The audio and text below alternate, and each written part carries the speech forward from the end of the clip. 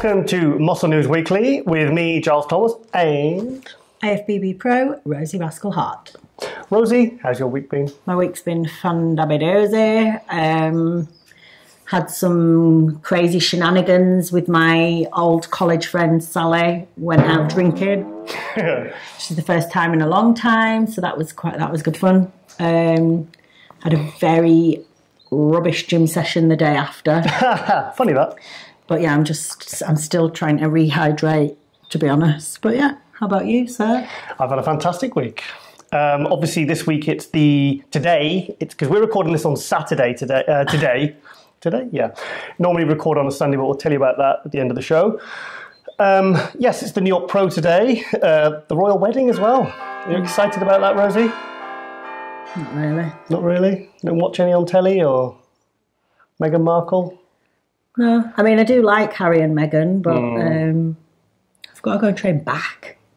What? I've got to go and train back. Is that what you're thinking about today? Yeah, I'm not going to sit watching royal weddings when I've got back to train. Yeah.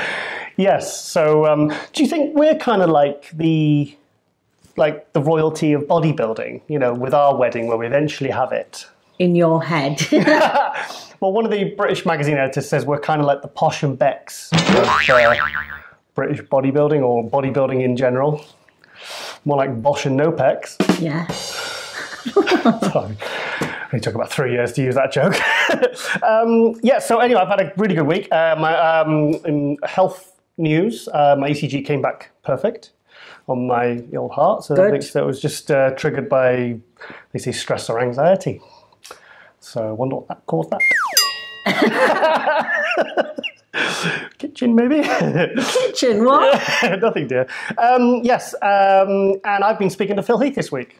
Okay, what's he saying? Phil Heath, well, I woke up and I just saw some messages on my Instagram, and there was about half a dozen messages just abusing me. Booty calls. Booty calls from Phil Heath. No, he was just messaging me mainly to talk about the Five Finger Death Punch album, which just come out today, and I've listened to it, and it's very good. And I'm looking forward to listening to it a lot in the next few months. Mm-hmm. Yeah, and he was telling me about charity work he does for some autism, which he's done for 6 years. And yeah, we were talking about just stuff in general, really. I think a lot of people misunderstand Phil because if you remember when we got caught a cab with Victor Martinez at Barcelona, mm-hmm. and we were talking. Phil Heath come up into the conversation, and he says, this is what Victor said about Phil and pros in general, is that they're not allowed to be confident. Mm. He said but it's weird because you look at, say, like Conor McGregor in MMA, and you know, a lot of the sports stars that are revered and respected, they're all really brash and they play a persona. Yet in bodybuilding, it's like you can't have confidence. It's why do you think that is? I don't know. I think possibly. Do you think it's because bodybuilding is still in some ways not really seen like a sport, because it's like well, it's not. We know that it's a lot about the hard work and everything, but a lot of people see it as like this aesthetic show. It's less about talent. Possibly. Even though it does take talent and it takes such a strong character to be a good bodybuilder, I think there's always something about bodybuilding, because it is based on how you look, where you don't quite have the same sort of view and respect as, like, say, a boxer or something. Possibly. So it's like they don't feel like you have the right to be confident and cocky. Yeah. Do you know what I honestly think it is? It's because once Dorian Yates had it, Ronnie Coleman even had it, Jay Cutler had it. Once you win more than 2 Olympias, everyone then starts rooting for the underdog. A few years ago, they were all rooting for Kai because they thought Phil was cocky and they want him to get beat. And I think it comes down to the fact that, in my opinion, I don't think Phil's going to get beat for the next 2 or 3 years. I just don't see it happening. I just don't think the guys coming up in this point in time are good enough to beat him. And the thing is, he's had that hernia surgery now, so his stomach is probably 99% chance it's going to be a lot flatter this year. Mm-hmm. Because I personally, this is honestly my opinion. I think I would have put Phil third last year. I think the judges missed an opportunity to mark the guys down for the distension, because there was a couple of guys. Yeah, no matter what the reason was for the distension. Yes. Because, like, obviously we know now that he had, like, some health issues.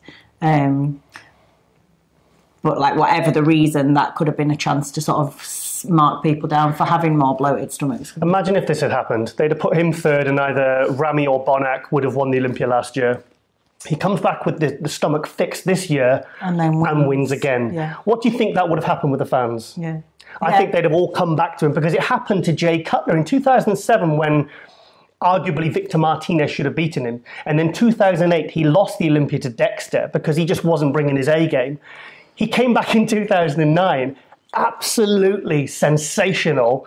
And literally the fans did a 180 and they all loved him again. And I think he's going to win. I think he's going to win absolutely clearly this year. I don't think anyone's going to even come close, because he still won it with clear scores with the stomach last year. Thing is, though, for someone like that who has already proved he's the best many, many times, it's like, why the hell should they have to, like, sort of be, like, humble and... Do you know what I mean? I think it's just like, if that's how you roll and you're confident and you want to say it out loud and let people know, like, why should you back off? The thing is with Phil, he's actually a very, very intelligent, a very, very confident person.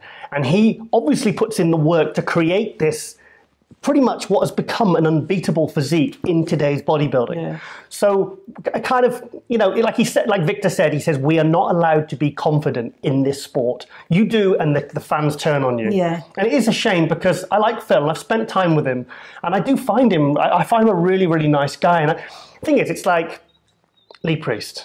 I spent a week with Lee Priest a few years ago doing a UK tour, and he's completely different from the persona that he has online. And that's it. They're playing a persona. Phil said in so many words to me, he said he doesn't mind playing the kind of villain. He says because he believes it sells tickets. And he kind of get the camera on him, and it's like a lot of athletes I've interviewed, they do turn into something else once they're on camera. And I think maybe they're just using I prefer the Phil when I would love to spend 2 days with Phil and just have a fly on the wall kind of camera crew around with us and just hanging out and talking, kind of like a day in the life. I think a lot more people would be able to connect with him then. Yeah. I just wonder, like, I think if he's genuinely, like, if it's a persona and it's like he's doing it for building, like, a little bit of, what's the word? Hype, then that's cool, as long as he feels like calm and happy within himself. Because I know, like, I've gone through phases of kind of trying to be someone else and posting in slightly different ways, and it never sat right with me and left me. Well, maybe that's why because he doesn't do a lot of content, he doesn't like to maybe play that. Or maybe he's not, some people just aren't comfortable being themselves. You know, I don't know. It's one of those things. But it's funny because when I've spoken personally to any other pro and his name comes up, I've never heard one single pro say a bad word about him. And these are the guys that are after his title. Yeah. You'd think, like, you know, when Sean and Dorian were going at it and Flex Wheeler was going at Dorian, and you know, there was these serious rivalries, you know, and there's like Dorian and Ronnie, Dorian and Sean, you know, back in the day, they really didn't like each other. They really, you know, they were fierce competitors. So I think it tells me a lot, and I think it tells, you know, the fact is that he, like I said, he's very well thought of, you know. So anyway, so yeah, it was nice to hear from Phil. I woke up and all his messages. I was like, hey, cool. And I think we should go over and go to a 5 Finger Death Punch concert, because he knows Chris Cale, one of the guitarists, the guys with the long beard with the dreads. So I think that'd be a lot of fun. Get his friend Big Chris Wilson with a red mohawk. Yeah. And that'd be fun. Sort it out, Phil. I know you're watching. So here's one on to next. New York Pro. New York Pro today. The judging is going on. Well, it's going on now. And I've got a pretty special update. Feeling quite smug about it. Who is it? Well, in my mind, he's going to win the Open. Who do you think it is? Nathan D'Asher. Yes, Nathan D'Asher. Nathan D'Asher. Yeah, D'Asher's because he's got such... white teeth. My God, his teeth are amazing. Incredible. So, yes, I mean, I've interviewed Nathan back from when he won the British Finals in 2014, when he won the British Finals at 99 kilo. I've interviewed him several times since, and his rise has been meteoric, and I like that word. Meteoric. Yeah. You like that? Hashtag meteoric. So let's go to the update from Nathan and see what he's got to say for all of us today. Yeah, what's going on? It's your boy Nathan. Here now, one day out from the New York Pro. As you can see, fucking dire face is in. My ass is tired as fuck, but you know, things are got to be done. Hopefully, you know, next time you guys see me, I have that ring on the finger. If all goes to plan, you know. We've worked our ass off.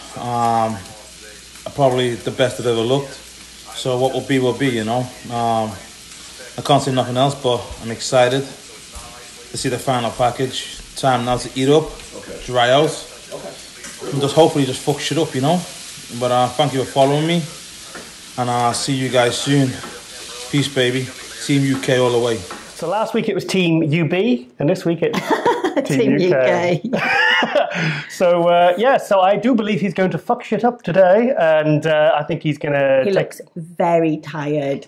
Yes. He's like, one of his eyes actually fell asleep halfway through. He's got a lazy eye. Yeah, so, I mean, potentially, I think he could win the Olympia. I really do. Yeah, I mean, I think so too. You think so? Good. Good, you agree with me? Yeah. Oh, wow, finally. Finally. Yes, so I believe he's going to win today, and I want to see him even top 5. I think he should have been 5th last year. Like I said this before in a previous episode. I mean, he got 7th last year. He went from 12th in 2016. He's 7th last year when I think he should have been 5th. And, you know, I definitely see him in the top 5. Definitely. I mean, I'd love to see him, say, top 3. I think he's capable of it. It's just whether he can keep making those improvements. I mean, his legs are a lot bigger this year, I've noticed, in some of the pictures and videos and stuff, and the guest posing at Pittsburgh Jim Mannion show 2 weeks ago. So I believe I would just, it's just incredible what that guy's achieved in the last 4 years. I mean, absolutely unreal. So we're rooting for you, Nathan. Go, Nathan. So, and we've got, obviously, Sasan competing, and Luke Sando next, Sasan Harati and Luke Sando competing next week in the Cali Pro in a week's time. Nice. So, a lot of good British bodybuilders. We've got Ricardo Correa as well. He's gone a bit quiet on me. What's up, Ricardo? You need to message me and send me some updates, you bugger. He's doing Lisbon, I believe, with Nicholas Voulard. Let's just say it how we said it before. Voulard. Voulard. Yes. So Nathan. Eek, so excited. So by the time this goes up on Monday, we'll all know the results. And I believe he will be the winner. I think he's going to have some tough competition from guys like Juan Morel, Akim Williams to see if he's in shape, Rafael Brandeo. Yes. And also, we've got another little update, which Milan Sadek, who's his first year in the Open, because he was a 212 last year. He was our guest on last week's show. Or was it the week before? Episode 9? Yeah, episode 9. He was on. He sent us a little bit of posing footage. I think this was, I'll flash it up on the screen, but it's a few days out anyway, so check this out.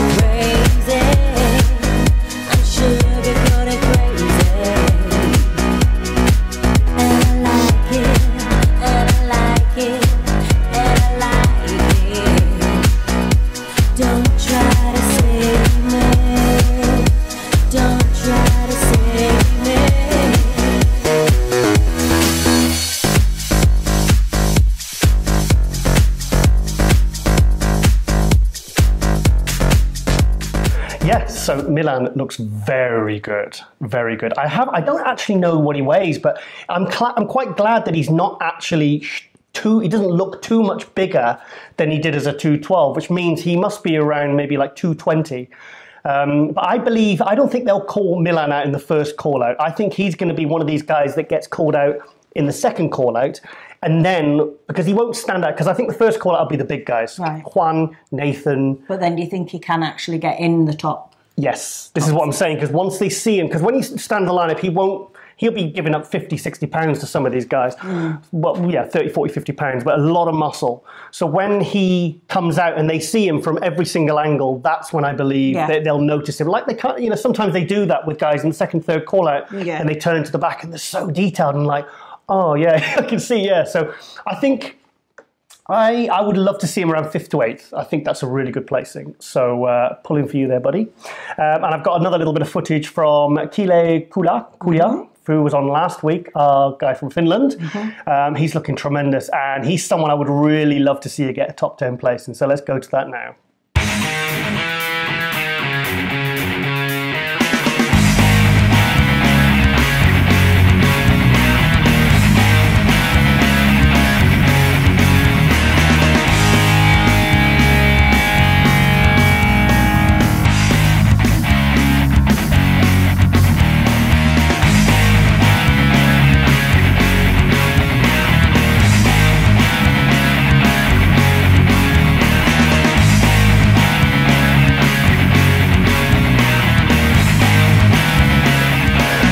So I think he's got about 4 days of tanning. Yeah, he looks amazing though. He's got biceps like bricks. Looks really, really good. Absolutely incredible. Yeah, so really, really, he's just so excited to be there. I mean, I've been following on Instagram the last couple of days, and he said it literally is like a dream come true. The fact that he's making his pro debut in such a good show. Yeah, so I'm really excited for him, and it's like I said, he really appreciated all the publicity we gave him last week as well. So yeah, rooting for you, mate. Keep the European bodybuilding flag flying strong. So yes, and I've got a couple of little pictures I've extracted from Instagram. So let's go to that now. A little slideshow of some of the other competitors like Rafael Brandeo. So let's check that out now.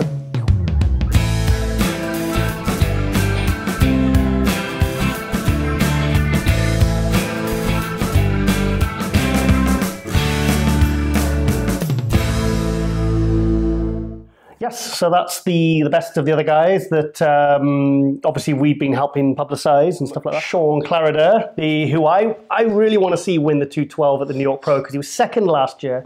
He's placed very well. He keeps coming back to the show because he really wants to win this one. He's won 212 shows. He came 9th at the Olympia last year in the 212.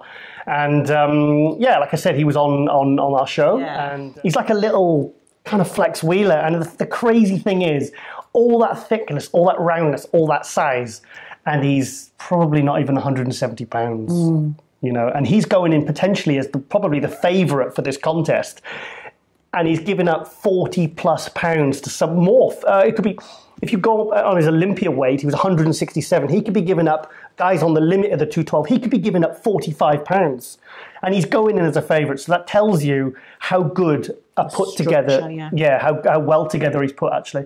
And actually we've got another little clip from, this was off his Instagram, it's a really nicely put together video which he said I could have, so let's go to that now. So I've done 43 shows in my entire career, had many wins, many losses. The New York Pro is the show. This past year, I placed second. As good as second was, I felt like it was worse than last because I had that trophy in my hand that was ripped away from me. For me to win the New York Pro this year, that puts me in a whole nother bracket of top tier bodybuilders.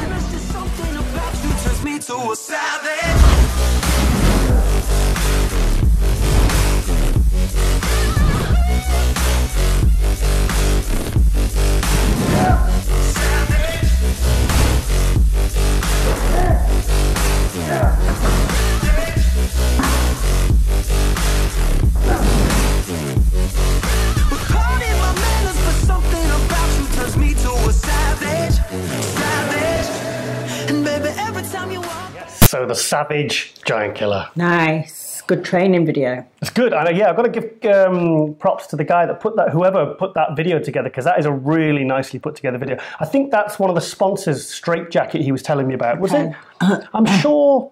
What clothing? Jamie Pinder. Jamie Pinder. I'm sure she said she was sponsored by Straight Jacket. Okay. I might be wrong.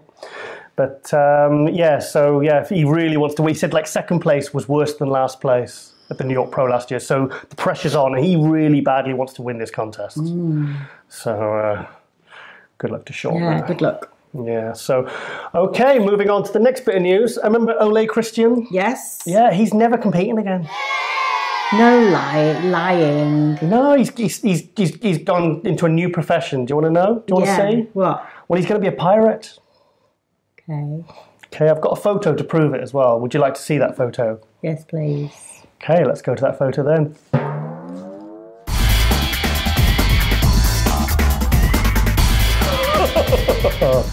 Well, I don't think I've ever seen a pirate wearing such tight leggings. Yeah, they didn't leave much to the imagination, did they? I think we need to put a little sensor thing on those.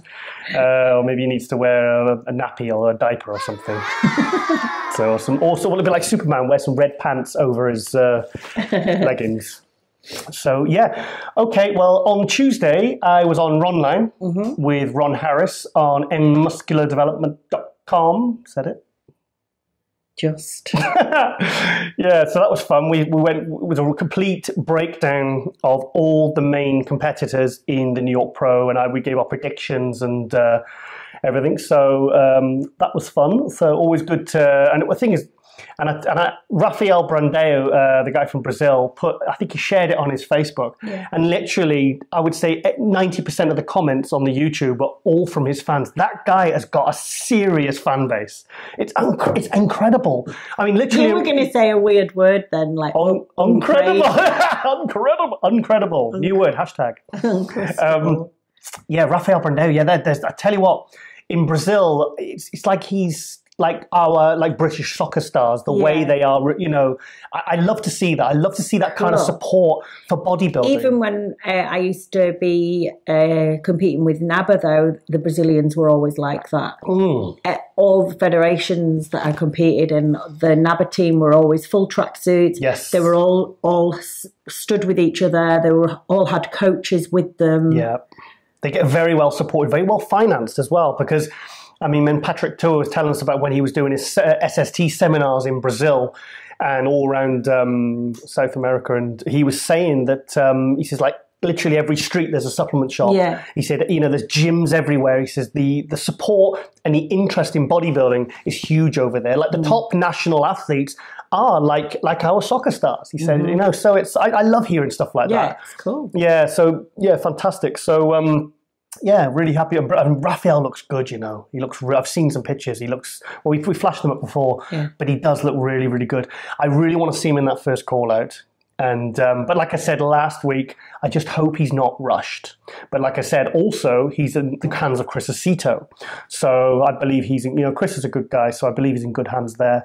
So really, really excited to see his progression over the next few years. I just hope he just manages to grow at a nice steady rate, because because the thing is he could be the future of bodybuilding, because he's marketable. He's got it all, that kid. Yeah. Beautiful structure. He can fit a lot of size on before he even starts to lose any sort of shape, because he's really good and big structure, and I'm really excited to see what he's going to bring in the future.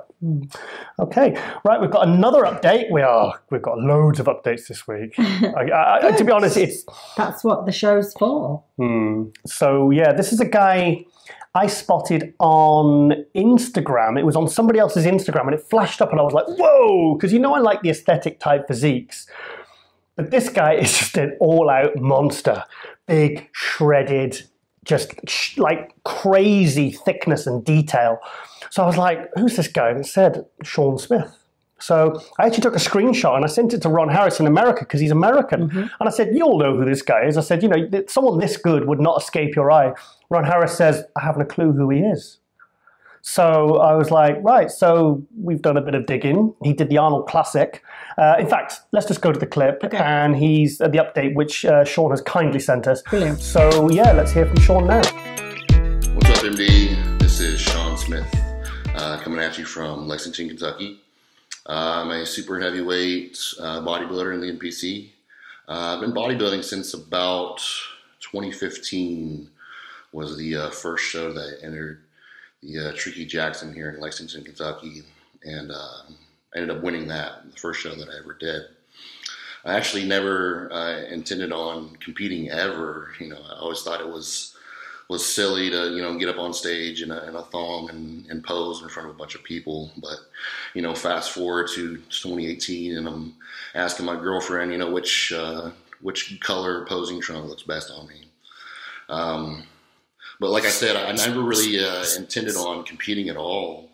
But I have a pro, IFBB pro, John Sylvie, at my local gym, and he, you know, I asked him, you know, what do you think about me competing? And, you know, he said, you know, I'll help you out. And, you know, I wasn't going to, you know, pass up on his offer to, you know, coach me for free. So we ended up dieting down, and I ended up winning the show, you know, bad posing and all. So I went on to my first national show. The following year in 2016, I did the North Americans. And I ended up almost winning my pro card. I got second to Chris Bumstead. I was in the heavyweight class. And from there, I just, you know, I was hooked. You know, coming that close to a pro card, I just had to keep going. So I think I did nationals later on that year, and ended up dieting so hard that I put myself in the hospital. So yeah, I like to go pretty hard with everything that I do. You know, my training and nutrition and dieting.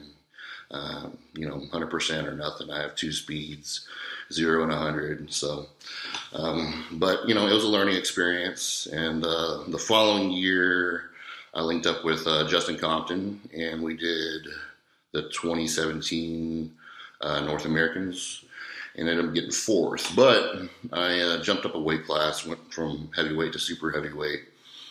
And yeah, I never really had any problems gaining muscle. I know a lot of guys are probably gonna get mad, but it's always been kind of an easier thing for me. I'm 290 right now at 5'8", and you know, relatively lean, and I'm feeling pretty good for weighing 290. And yeah, so I just got through doing the Arnold in March, ended up getting 4th again, and to a, you know, just a tough lineup. And, you know, I wanted to compete with the best, you know, in order to, you know, better myself. And it ended up being a pretty good move, I think, because I grow, it seems like the best right after a show.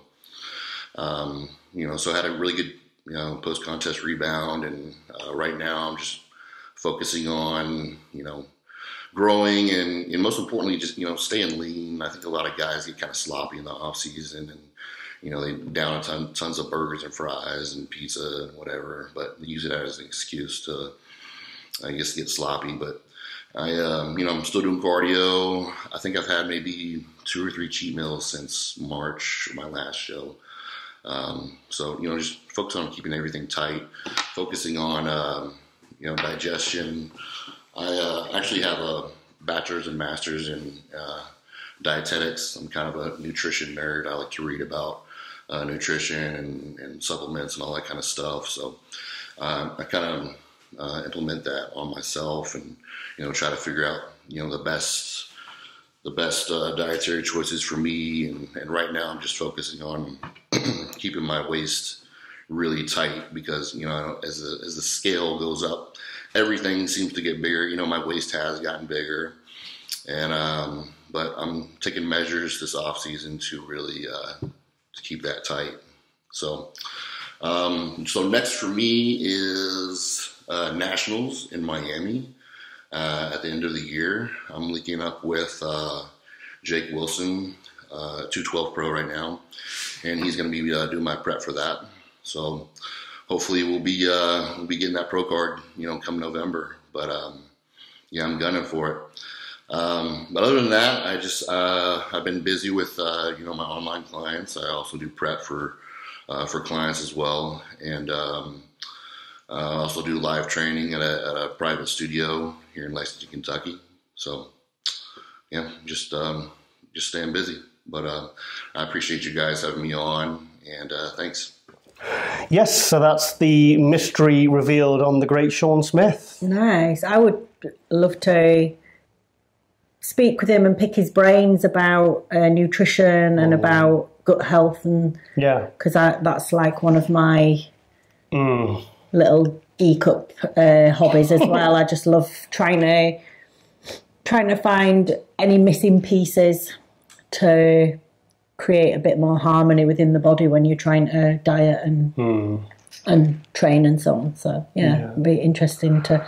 I'd love to maybe have him feature again, and we could ask him some questions. Good, that's a really good idea. Yeah. Purely on nutrition and things, maybe like things that he's found out by trialing different ways of dieting, or things that he's, like he was saying, he's been focused on keeping his waist smaller. Like, I'd be interested to know some of the things he's done to do that.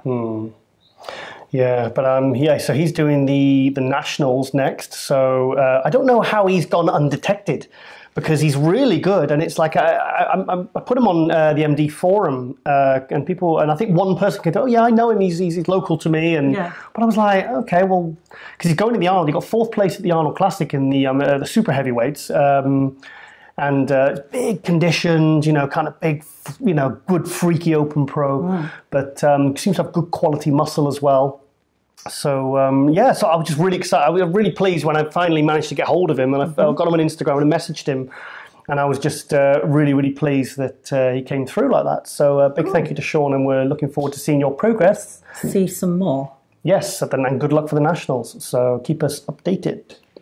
Okay, Rosie, now it's on to your section.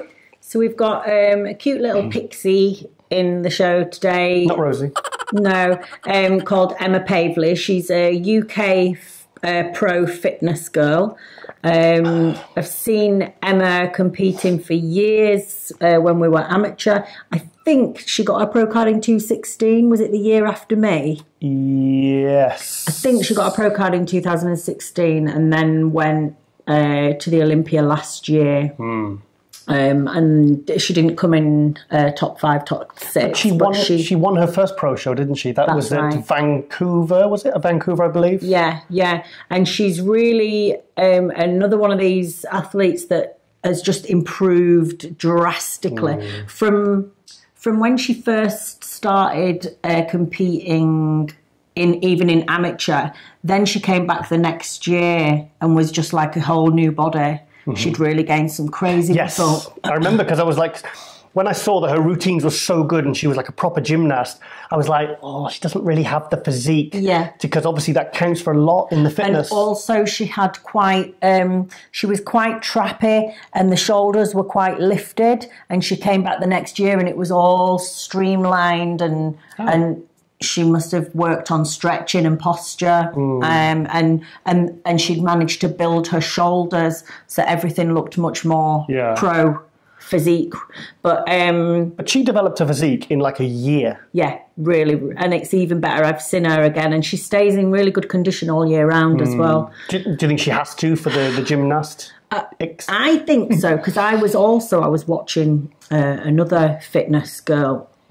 And her weight fluctuates quite a bit. Okay. And when she put some videos up the other day of her practicing her routines, and she's a bit heavier, and it looked hard.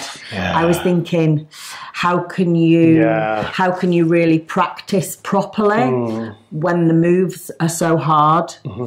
So I think like Emma stays in shape all the time, and I think really if you're doing fitness, you've got to, because you can't be mobile enough when you're holding too much body weight. Yeah. And it's dangerous on the wrists and the knees when you're flipping. When I was at the Arnold Classic, there was a girl who placed very well. She placed top 5 at the Arnold Classic in the fitness, and she was she was a big girl. She had a big frame, she was holding a lot of muscle. And when she was doing the flips and landing, it was boom. It was like, I was like, oh my God. You could see how easily an injury could happen. Yeah. So, whereas like Emma's only about my size. She's very, very, very petite. She's like 5 foot tall, isn't she? Yeah. She's tiny. But she's super cute, really, really nice whenever you meet her. She's really, really lovely and genuine. So yeah, let's see what Emma's up to, because she's going to be competing again soon, with the hope to go to the Olympia again this year. So let's go and see what Emma's got to say. Hi Giles and Rosie and everybody at MD. I'm going to answer some questions for you today. So I'm going to start with my background, and that is that I was an elite gymnast as a child and a teenager. So I have a very strong gymnastics background, but I've also always been the sporty kid. I was also always wanting to be active. What sort of training do I do as a fitness athlete? So when I'm preparing for a show, I do 5 weight sessions. I'll still do my cardio, but I also do 2 routine run-throughs, which are in a gymnastics hall, and it's drilling my fitness routine.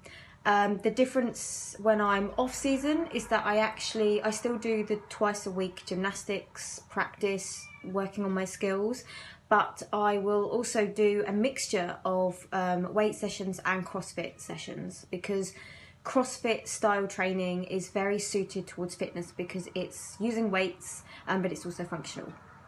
My plans for this year are to compete in a few weeks at the Miami Pro Show, and I'm also competing at the Vancouver Pro Show, which I went to last year. So ultimately the goal, it has been the goal since I stepped off stage there last year, is to get back to the Olympia. So the goal is to win one of them shows, hopefully, and qualify for the Olympia. That's kind of my main focus at the moment.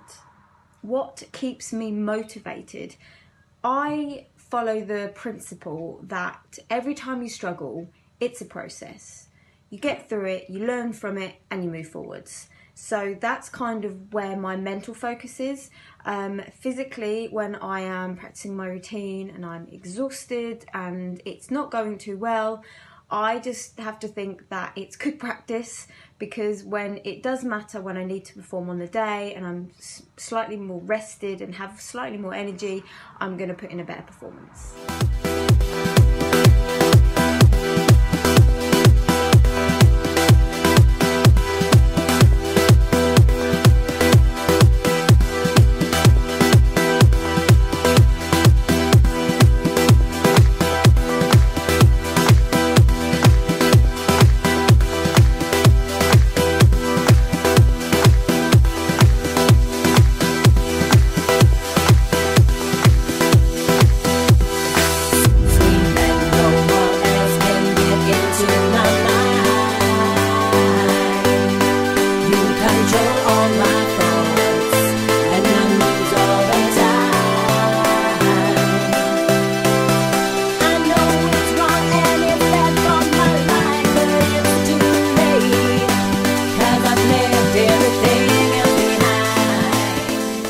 Yes, so she's doing the Miami and the Vancouver. Now, it makes sense for her to do the Vancouver because she is the defending champion. Yeah. Because remember last year, Ricardo Correa, Brit, won the 212 at Vancouver. And then we had, because I remember seeing the pictures on his or hers Instagram and Facebook of the two of them with their... Yeah, I was so gutted as well last year that I didn't get my... to go because they were there. I would have liked to have been there when the other Brits were there backstage and stuff. Oh, of course, because was Carly Thornton in the physique as well, I think? Or was that the year before? Yeah, I'm sure she did Vancouver. No, she did Toronto. No, I mean at the Olympia. Oh, sorry, right. I see because what you mean. they got to the Olympia. Right, okay. I was gutted I didn't get to the Olympia because I wanted to share that with them. Yeah. And have fun and stuff backstage, and then at the after party. So big luck, good luck. Well, good luck. Put my teeth back in. Yeah, and Emma also had, she also had a real struggle because her mum passed away well. The year I think when she'd got her pro card and she was getting ready. So I think it's really good to see that she's managed to kind of keep that strength of mind and push through and use it as a motivation to kind of excel and everything in everything she's doing, because it must have been quite tough. Yeah, how old is she? I don't know exactly. She looks so young. Yeah, maybe she's one of these that's not as young as she actually looks. I would say she. Oh God, am I going to guess her age? To me, she looks like maybe like 27, something like that. She's got plenty of time to really improve. And it's good because not since really Kizzy Vanes have we had a really good fitness girl to really, you know, so there's one, you know, she's won pro, she won her first pro show, so she's off to a very good start. So, I just would love to see her make that top 5 at Olympia. How cool would that be? Very cool. Good luck, Em. Yeah, good luck, Em, and thanks for sending that wonderful video in. And yes, I'm going to have fun editing that. So, yes. Okay, now, guess what we've got? What? Another update. Tons of them. Look at that. Get on with it then. Okay, I'll get on with it. Update us. Yes, another update from a guy that has really been making waves this year. He took second at the Indie Pro this year to the person that won. I can't actually remember who won it right now. No, Luke Sandow was third. Steve Cooklow. Yes, Steve Cooklow. And this is a guy that has put a serious amount of muscle on in the past year, and he is really improving fast. I mean, his arms are just ridiculous. And his name is Charles Griffin. You probably won't remember, we mentioned him in, I think, episode 2 or 3 of Muscle News Weekly. Sorry. And yes, I've tracked him down. He's a really nice guy. So why don't we go to his update right now? Let's go to it now. First off, I want to thank you guys for having me featured on your show. I really appreciate that. Thank you. This is Charles Griffin coming at you from Minneapolis, Minnesota, the Twin Cities. To tell you a little bit about myself in a nutshell, bodybuilding saved my life. I've been bodybuilding for a short period of time here. Did my first show June 2014, taking the overall and winning the title of Mr. Minnesota. Went on and did a few national shows. Ended up turning pro at Miami Nationals 2015. After earning my pro card, I came back to Minnesota, met with my coach. We were seeing if we're going to go to 212 or the open class. I was ready to grow. I'm too tall for the 212 class. Open class it is. We got geared up and got ready for my pro debut, the Frigno Legacy, where I ended up taking 5th place at. We shut it down for the rest of the year, got ready for my sophomore year. First show of the year we did was the Cal Pro. Ended up taking 3rd place at the Cal Pro. Second show of the year we went to Kansas to do the Muscle Mayhem, where I placed 2nd at, next to the great Victor Martinez. Surreal feeling to compete against Victor Martinez in only my 3rd year of bodybuilding, taking 2nd place to him. It was a win in itself. Then we went and did the Chicago Pro. Ended up taking 4th place at the Chicago Pro. After that show, we decided the best decision, the best move for us was to go ahead and shut it down to get ready for the 2018 season. First show of the year I did was the Indianapolis Pro. Ended up taking 2nd place. I was this close to getting that qualification. The chips didn't fall my way.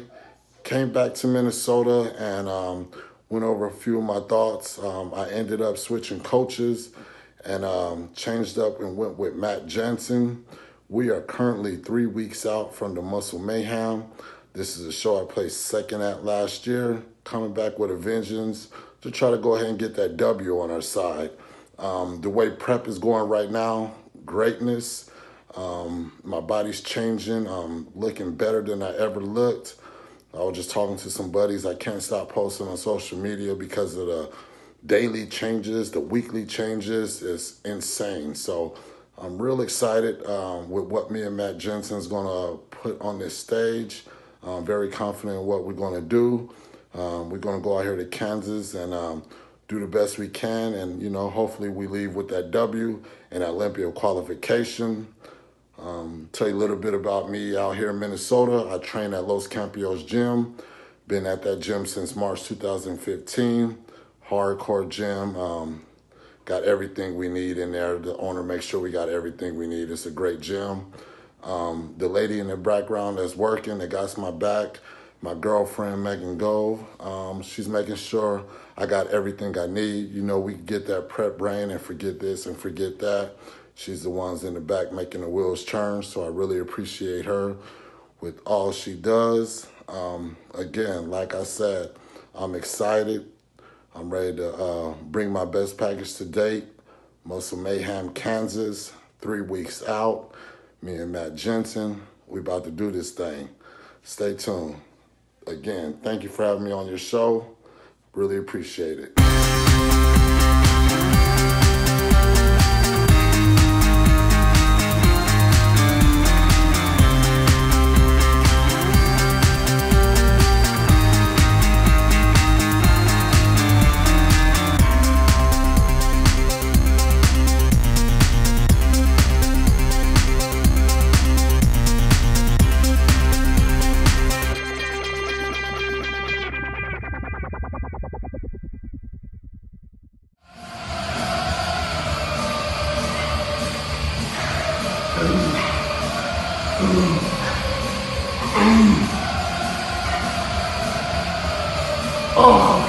Yes, so that's Charles Griffin. It's crazy. Like, whoa. What a cool guy, though. That's just... I'm going to give him the title of the coolest voice in bodybuilding. Not me? No. I think he pips you. Just a tad. So he's 3 weeks out from the Muscle Mayhem. So he's coming in as a second place from last year. They shut it down, and I'm gonna win. Oh my god! The guy's infectious. Yeah, I love him. He's really. I mean, he's definitely there's some. I see a lot of Bonac's physique. So frigging dry as well. He's probably I think in that video, the footage, I think he's about 4 or 5 weeks out there. Yeah. So everything's like so dry and full. Like I'm saying, he reminds me of Bonac. With that kind of fullness, roundness, but also that flickering detail. So, and the thing is, he only started doing bodybuilding, like competing like 3-4 years. So there's a guy that really he's on the rise. And his arms are so freaky. You know, it's just crazy potential, man. I'd love to see him get hopefully he qualifies for the Olympia. I mean, there's a guy that could go straight into the top 10 of Olympia. Yeah. What do you think? Yeah, for sure. Yeah, he's really good, and I'm so pleased. He seems really very professional, really likable guy. So these are the guys that we root for because you're cool.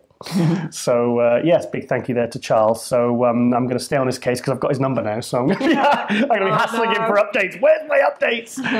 So it'd be nice to sort of follow his journey as he rises to the top of Mount Olympia. I mean, there's a guy that could be, who knows where that guy could be in another year or two. I saw how he looked last year when he came second to Victor Martinez. And the improvements he's made in just a year. And he's saying now he's still seeing changes daily. Yeah. And I believe him, because I've seen his... It's so awesome, that stage of prep where it's like every day you see something new.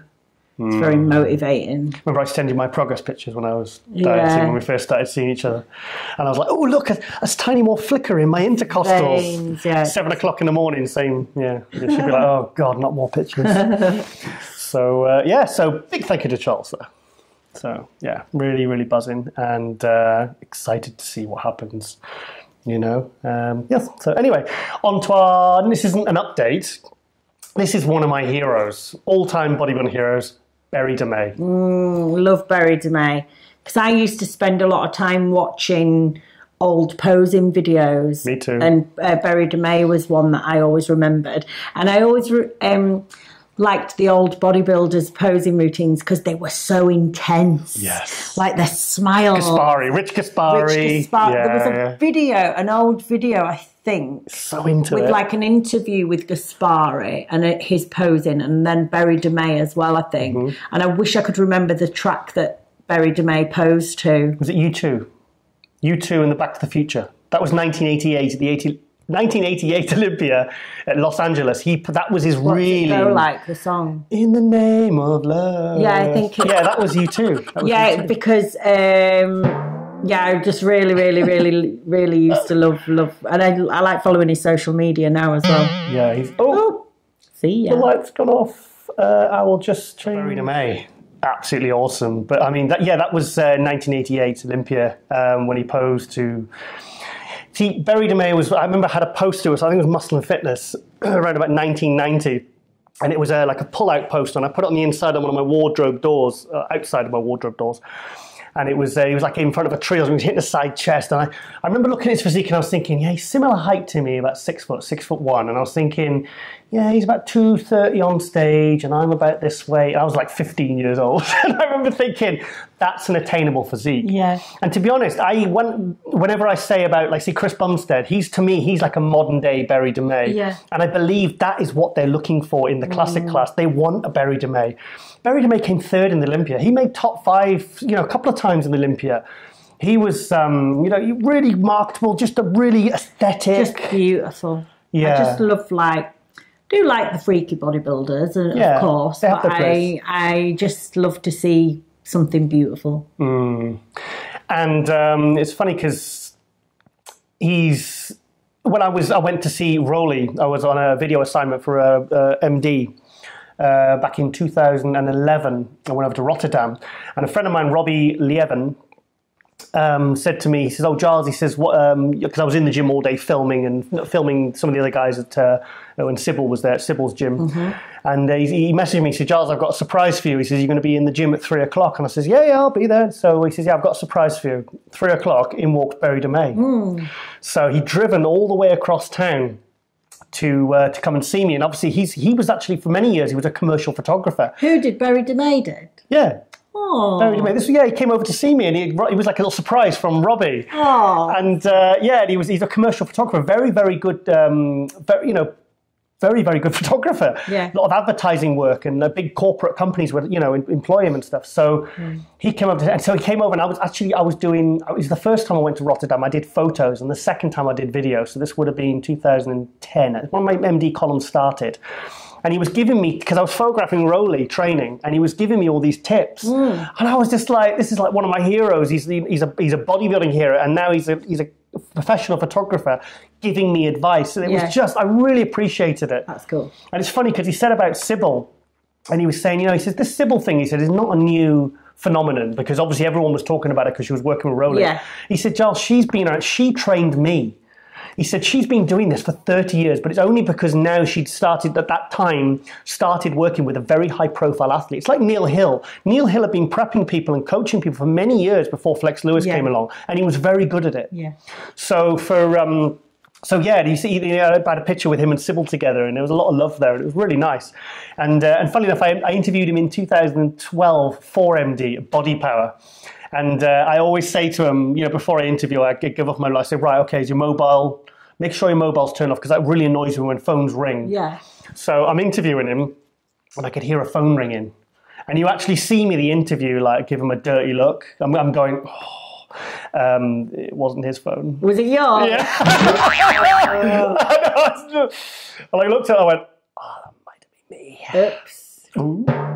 So anyway, Barry actually a few years ago set up his own supplement brand, and he's actually going to come on in a few weeks when he's got this new project fully set up, and that's a new coaching project. It's like a different type of online coaching. It's a bit more advanced, but in the meantime, he sent us this promotional video. In what way different? Yeah, I don't know. So why don't we see the promotional video? We can have a look. So let's go to that now.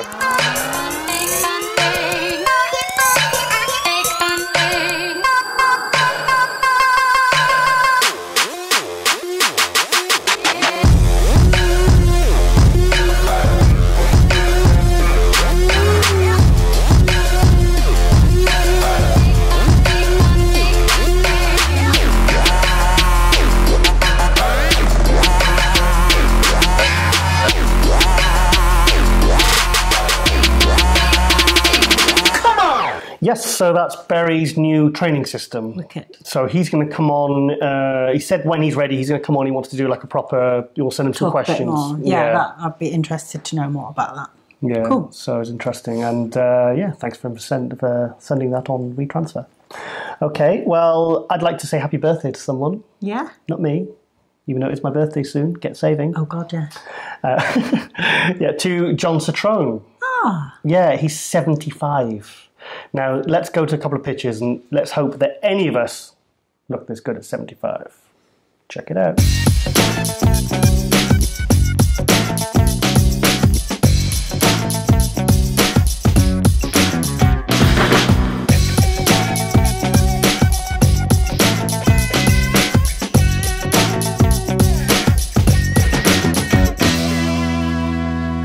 Yes, so that's John Citrone. Now, for those that don't know who John is a British bodybuilding legend that only retired competing only a few years ago. Now, I worked for John in 2000, 2005. I mentioned it in the last episode. I worked for a supplement company, Peak Body. And fantastic experience. We did a lot of great work together, and he's always remained a very, very good friend of mine. I've been friends with John well over 20 years now. Photographed him many times. I've gone on a lot of the international trips where he's competed and photographed him. But I want to feature John a bit more properly in a future episode. I think we'll go up and see him, because John was someone that competed for 50 years. 50, and he was winning for 50 years. Crazy.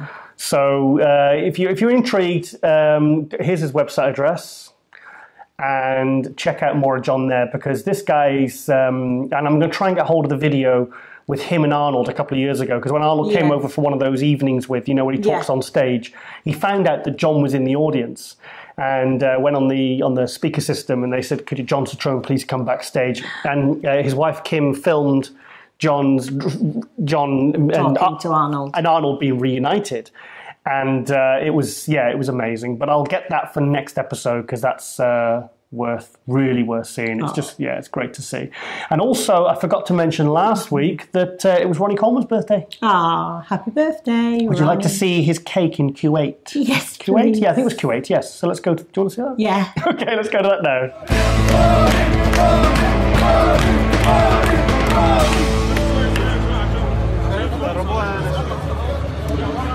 Big ass cake. It's a big ass cake.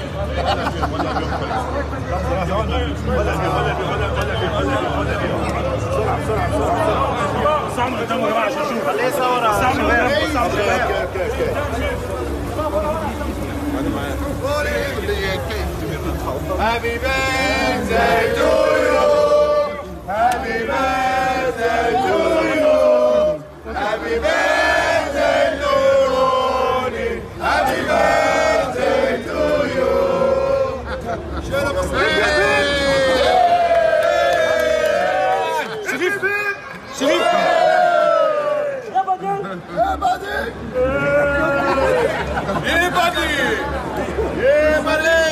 Yeah, buddy. So that was Ronnie's birthday, the king. Yeah. We love Ronnie. We love Ronnie, don't we? Yeah. Yeah, we make no bones about it. We love you, Ronnie. Sorry. You're going to have to accept it at some point.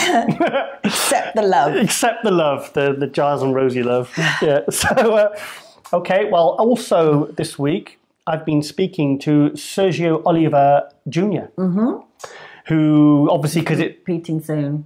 Yeah, he's competing at the Chicago Pro. It's a few weeks away. Right. But he won the New York Pro last year in his pro debut. And I've pinched his posing routine from last year. And I was only looking through it, and I wasn't going to use it. And then I saw it. And I saw, like you said about Buried in May, and the good posing. This is good posing. Let's see. Do you want to see that now? Okay, we'll go to that now.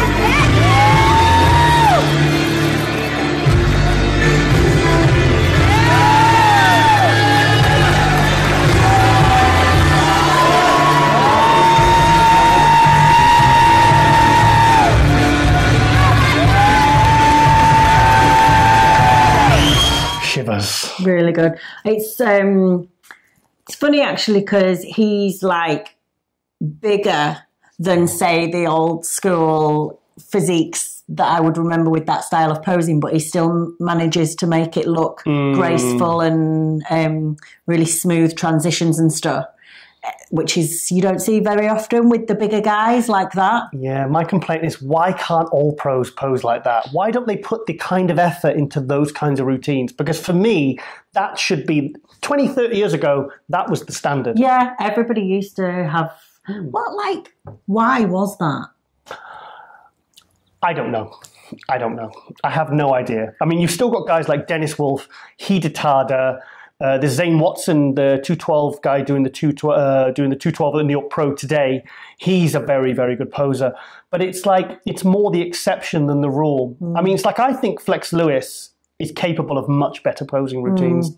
I think he's not got complacent, but I think even when he does these kind of samey sort of routines, they're still the best in the 212. But I believe that Flex Lewis is capable of much better posing. Yeah. I do. I really do. With some time throughout the year with a choreographer and doing a bit of dance work. He's like you were at the 2016 Olympia. You're so good at posing, you kind of just... I slacked. Yeah. I did. Yeah. So, yes. So, but Sergio, we've been chatting back and forth, and we weren't even talking about bodybuilding. We were talking about, he's been telling me about this new kind of cinema in America called Dolby. He says, it's basically like 3D without the glasses. He said he accidentally bought some tickets and he went to see a film, and he said they explain it before the film how you only see half of the picture. In terms of 3D. Yeah. And he said, honestly, go see it, Giles. It will blow your mind. Weird. So I'm going to... Remember when we went to that funny cinema in Cyprus? Oh, the 7D. The 7D. And we were drunk, and I think our friend took us on the back of his moped, or maybe that was another time. But our friend kept on saying, I'm taking you to the 7D cinema. And I thought he was saying the 70s cinema. I was expecting flares or something. And we got there, and it was like a dinosaur thing, and the chairs move around, and then dinosaurs spraying the water and all that. Yeah. That was, and because our friend Alan was with us as well, because he was over there on holiday with Chris, and that was so much fun. That was a bit of a surreal experience, and it was only us in there because he knew the guy that ran it, and it was like right in the middle of the proper clubby party district. It was just like a really random thing to do halfway through the night. So you go from a bar to this weird cinema, and then to a nightclub. It was like, well, that was weird. What just happened then? But that was a lot of fun because it was so unexpected. Yeah, it was cool. Yeah, so anyway, Sergio's been telling me about this new Dolby Cinema, so we need to find out if we can see that in the UK. So, or maybe when we go to America next, maybe we can sort something out over there and go see it. Maybe we'll hook up with Sergio and go with him, because he likes his superhero films, which I believe I've been known to. Yeah, you also like it. I know I've got my Superman jumper dress on today. Yes, although he likes X-Men, and it's a bit of a deal breaker for me because I'm not really keen on the X-Men. I won't tell you why, because I'll be here for an hour. You sure? You want me to? No. Okay, lovely. Stop. Okay, Rosie, it's quiz time. Okay, go for it. Quiz time. Remember that, that program Catchphrase? Yeah. What does the guy say? Say what you see. Say what you see. Yeah. Right, Rosie, you've got to guess what bodybuilder this is. Right. Okay, so let's go to that now.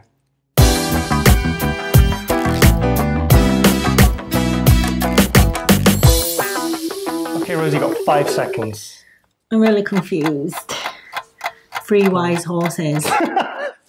Kings. No, be more specific. Donkey King. No. Is there a bodybuilder called Donkey King? That's a good nickname for a bodybuilder. That's a name that's not taken. Do you want me to put you out your misery? Yes. Evan Centopony.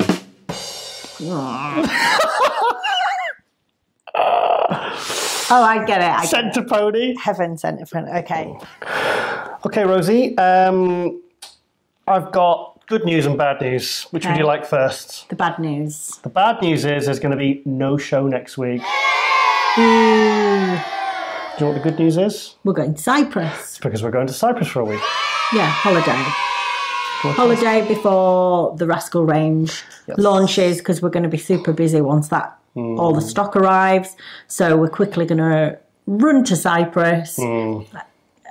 Quickly, Giles wants a tan, that's all. And then we're ready to go full steam ahead for work. Yes, I'm going to leave as Casper. I'm going to come back as a bronzed god. Yeah. Yeah. So I spoke to our business partner and I said, look, Paul, I know that the whole product range is imminent because the second product's pretty much ready to go. So within 2 or 3 weeks, we are going to have the first 2 products, and we are going to be busy with the Rosie Rascal supplement range, which this show is brought to you by. So I need a tan. I do need a tan. Yeah, we've not been in the sun for a while, have we? So. I look anemic. You don't. You don't even look pale today. Yeah, because I've been using Milana tan. Yes. Yes, it's Dad. If you're watching, it's powder. It's a vitamin. It's a vitamin. Yeah. So. Okay. Right, Rosie. There's a new film out next week. It's the Han Solo film. You sound really excited. Star Wars. I know. Okay, so seeing as it is the Han Solo film, would you like to see a video of me being bummed by a Wookiee? Yes, please. Well, I'm glad you said that because I was going to show it anyway. So so let's go to that now.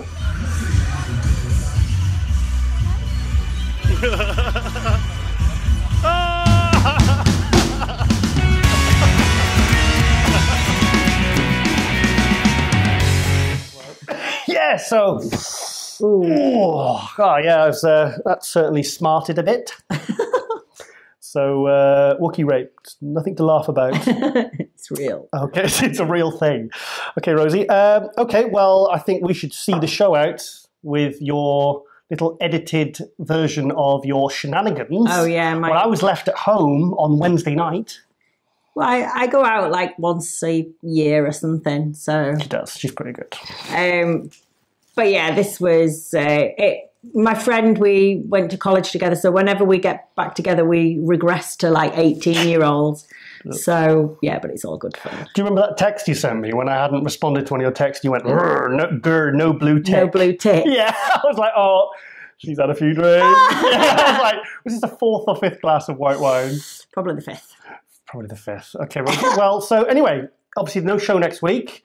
And obviously we've got the Cali Pro next week, so we'll be recapping that, obviously, because we've got our bro, Gerald Williams, Sasan, Luke, and sure there'll be other people in the show that we know. So I'll be recapping that the week after, because I don't know about you, but I don't really fancy... Probably wouldn't be a very good episode if we did one in Cyprus. Probably just be... It'd be cool. It'd be chilled out as hell. And also we might even do a special episode of just pictures of our holiday. We're going to be one of those picture wanker holiday people that, like in the 70s, they all get the family round for the slideshow. Yeah, the slideshow. Yeah. Oh, this is us on the beach. And I hate those people. And the thing is, like, last few years on holiday, I've never, ever put more than, say, 1 or 2 pictures up the whole time. Because those people that every single day, and you see the 4 pictures on Facebook, and it says plus 56. And it's every day. They're showing you every single aspect of the holiday. Stop it. It's not funny. It's boring. And you'll probably get unfollowed, and you'll probably get beaten up by me. So yeah. So, shall we present the evidence? Okay. Okay, well, big thank you to everyone, and we will see you in 2 weeks' time when we're all tanned and sexy. So I'm Giles Thomas with Rosie Rascal Hart. We will see you in 2 weeks. Bye.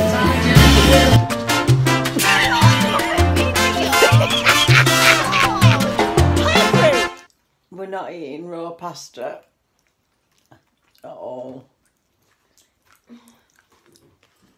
No. No. No.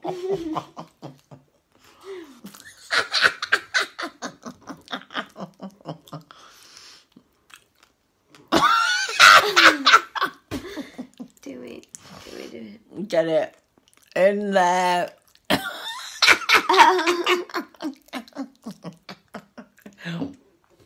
Ooh. Oh, we shouldn't have had that last sambuca.